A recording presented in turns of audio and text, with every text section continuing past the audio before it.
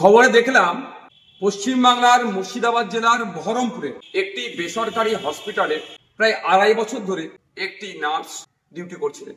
হঠাৎ তার হিজাব পরার কারণে তাকে বরখাস্ত করা হয়েছে, অর্থাৎ চাকরি থেকে তাকে চাকরিচ্যুত করা হয়েছে, চাকরি থেকে বাদ দেওয়া হয়েছে। আমি ভেবে অবাক হচ্ছি আমরা কোন রাজ্যে বসবাস করছি। একজন নার্স, তার কাজ হচ্ছে ডিউটি করা, সে হিজাব পরে থাকলো বা মাথায় সিঁদুর থাকলো বা হাতে শাঁখাপালা থাকলো, এটা ম্যাটার করে না। এইগুলো যদি আমার মনে খোলানো হয় মানে তাহলে তার ধর্মীয় আচরণে বাধা দেওয়া হচ্ছে।